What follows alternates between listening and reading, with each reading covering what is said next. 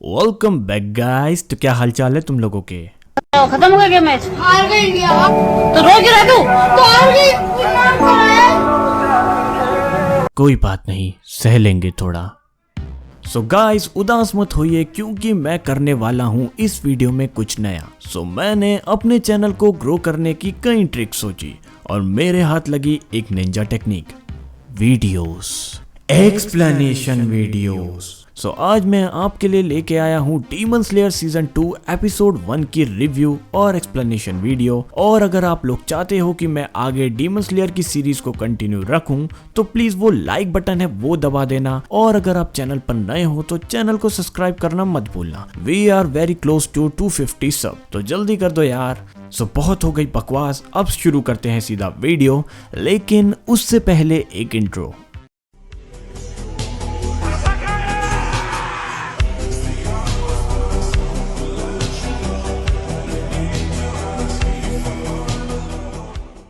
Episode की starting में हमें ट्रेन के अंदर कंडक्टर को दिखाया जाता है जिसे एक डीमन मार देता है। दूसरे सीन में हमें रेनगोकू को एक लड़के के साथ दिखाया जाता है। उन दोनों की बातचीत से हमें पता चलता है कि पिछली रात को रेनगोकू ने एक लड़की को डीमन के अटैक से बचाया था और वो लड़का उस शॉप में उसी बात से रिलेटेड अपडेट देने आया होता है। उसके बाद शॉप ओनर रेनगोकू और उस लड़के को खाना सर्व करते हैं और साथ ही में खबर देते हैं कि म्यूगन ट्रेन को बंद कर दिया गया है क्योंकि उस ट्रेन के कंडक्टर को किसी ने मार दिया है। और र्यूमर्स कहते हैं कि ट्रेन के 40 से ज्यादा पैसेंजर्स गायब हो चुके हैं, वो भी बिना किसी निशान और सबूत के।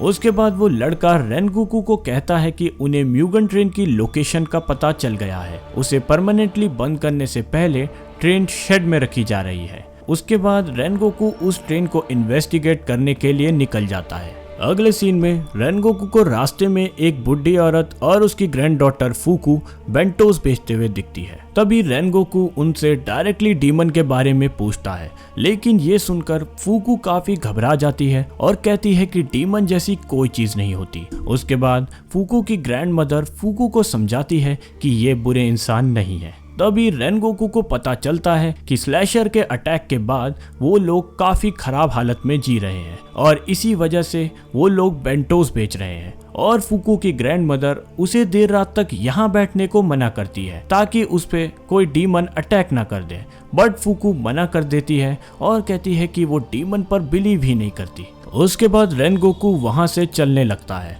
लेकिन फूकू उसे बेंटोस खरीदने के लिए रिक्वेस्ट करती है क्योंकि उसे पैसों की सख्त जरूरत होती है और रेनगोकू सारे बेंटोस खरीद लेता है। नेक्स्ट सीन में रेनगोकू एक ट्रेन पकड़ लेता है जो कि सीधा ट्रेन शेड की तरफ जा रही होती है। ट्रेन में रेनगोकू को बैठे हुए देख कंडक्टर उसके गेटअप को देखकर डर जाता है और उससे पूछता है कि तुम कौन हो।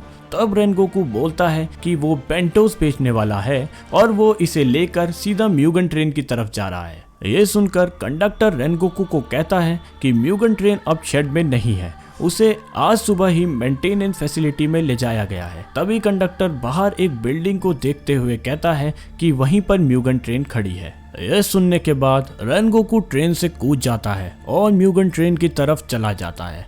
जैसे रेनगोकू वहां पहुंचता है, लोग उससे पूछते हैं कि वो वहां क्या कर रहा है।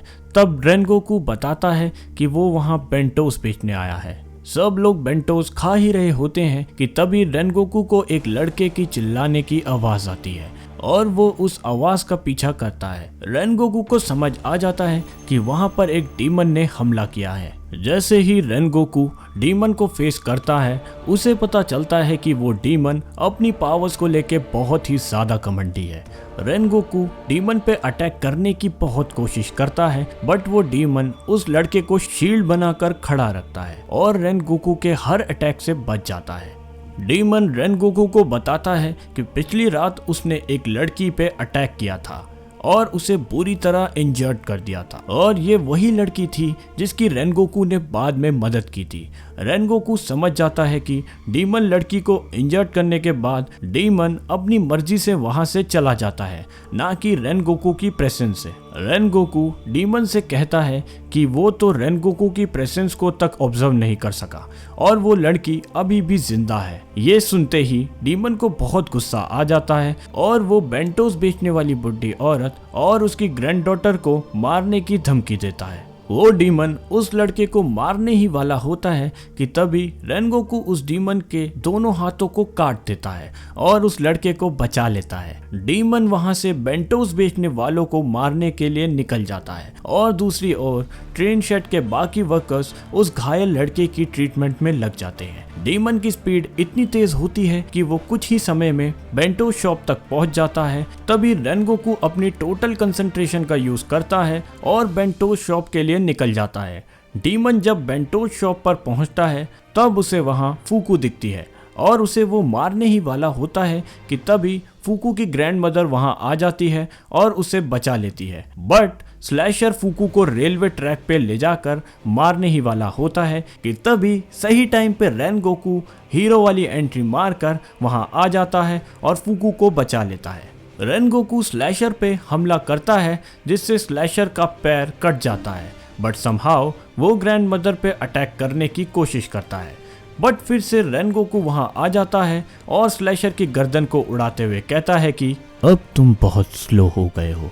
ये सब ग्रैंडमदर देख रही होती है और जब ग्रैंडमदर रेनगोकू की अपीयरेंस को ध्यान से देखती है तब उन्हें याद आता है कि रेनगोकू ने उन्हें 20 साल पहले भी बचाया था। लेकिन रेनगोकू उन्हें बताता है कि वो रेनगोकू नहीं बल्कि उनके पापा थे, क्योंकि रेनगोकू अभी ही डीमन स्लेयर बना है और वो अपने पापा की तरह बनना चाहता है। म्यूगन ट्रेन की सर्विसिंग हो गई है और वो अगले दिन से चलना शुरू कर देगी। बट रेनगोकू को शक होता है कि म्यूगन ट्रेन में और भी डीमंस हैं जो कि स्लैशर से हायर लेवल के हैं, इसीलिए वो भी म्यूगन ट्रेन में जाने की तैयारी करना शुरू कर देता है। जब रेनगोकू म्यूगन ट्रेन में जाने ही वाला होता है तब फूकू एंड उसकी ग्रैंडमदर उसे बेंटोस ऐसा गिफ्ट देने के लिए आ जाती है।